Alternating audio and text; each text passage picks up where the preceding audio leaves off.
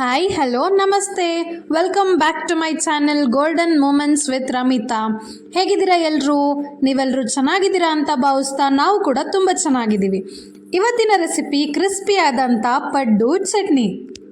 ಇದನ್ನು ಮಾಡೋದು ತುಂಬ ಅಂದರೆ ತುಂಬಾ ಸುಲಭ. ಯಾವ ರೀತಿ ಮಾಡೋದು ಅಂತ ನೋಡೋಣವಾ? ಅದಕ್ಕಿಂತ ಮುಂಚೆ ನೀವೇನಾದರೂ ನನ್ನ ಚಾನೆಲ್ ಫಸ್ಟ್ ಟೈಮ್ ನೋಡ್ತಿದ್ರೆ do subscribe and watch the other cooking videos.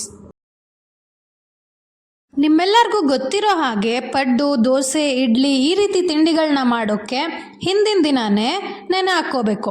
So ನಾನಿಲ್ಲಿ ತೋರಿಸ್ತಾ ಇದ್ದೀನಲ್ಲ, ಈ ಕಪ್ ಅಳತೆಯಲ್ಲಿ 2 ಕಪ್ಪು ದೋಸೆ ಅಕ್ಕಿ ನೆನೆ ಹಾಕಿದ್ದೀನಿ.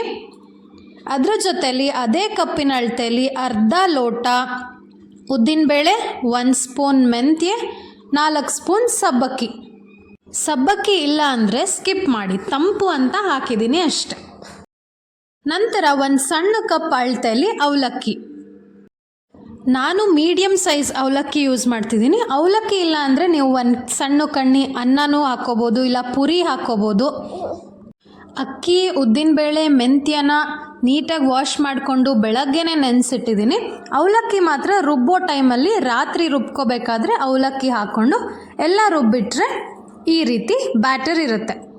ದೋಸೆ ಮಾಡಬೇಕು ಅಂದ್ರೂ ಸೇಮ್ ಅಳ್ತೇನೆ, 2 ಫುಲ್ ಕಪ್ ದೋಸೆ ಅಕ್ಕಿ, ಅರ್ಧ ಲೋಟ ಉದ್ದಿನಬೇಳೆ, 1 ಸ್ಪೂನ್ ಮೆಂತ್ಯ, ಸಬ್ಬಕ್ಕಿ ಇಲ್ಲ ಅಂದರೆ ಸ್ಕಿಪ್ ಮಾಡಿ.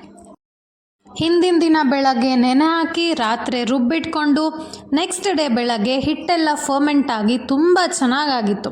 ಸೊ ಆ ಪಡ್ಡಿನ ಹಿಟ್ಟಿಗೆ ಸಬ್ಬಸಿಗೆ ಸೊಪ್ಪು, ಚಿಕ್ಕದಾಗಿ ಕಟ್ ಮಾಡಿರೋ ಈರುಳ್ಳಿ, ಕೊತ್ತಂಬರಿ ಸೊಪ್ಪನ್ನ ಆ್ಯಡ್ ಮಾಡಿಕೊಂಡ್ರೆ ತುಂಬ ಹೆಲ್ತಿಯಾಗಿ ಚೆನ್ನಾಗಿರುತ್ತೆ. ಇದಿಷ್ಟನ್ನು ಪಡ್ಡಿನ ಹಿಟ್ಟಿಗೆ ಆ್ಯಡ್ ಮಾಡಿಕೊಂಡು ಚಿಟಿಕೆ ಉಪ್ಪು ಮತ್ತು ಸೋಡಾ ಪುಡಿ ಇದಿಷ್ಟು ಹಾಕಿ ಚೆನ್ನಾಗಿ ಕಲಸಿಟ್ಕೊಂಡ್ರೆ ನಮ್ಮ ಪಡ್ಡಿನ ಹಿಟ್ಟು ರೆಡಿ.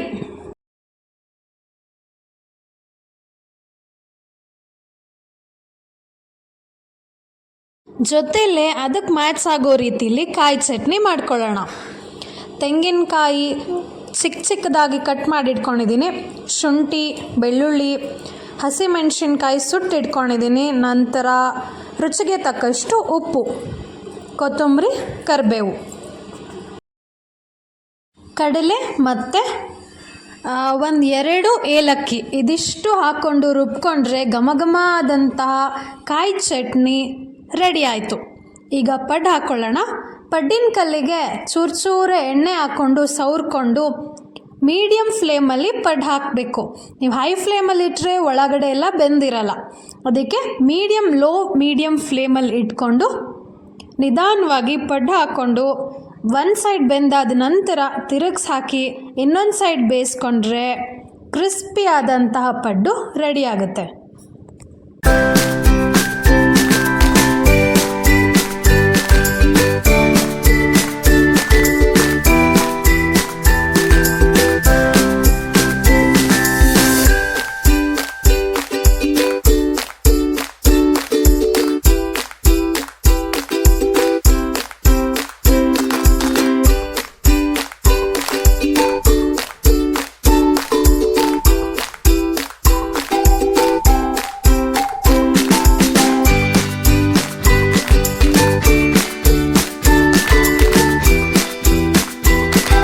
ಇದೇ ಹಿಟ್ಟಲ್ಲಿ ನೀವು ದೋಸೆ ಕೂಡ ಹಾಕೋಬೋದು.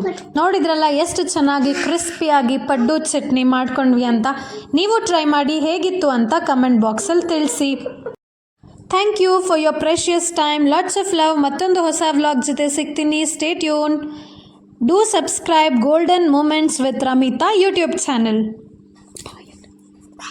Bye.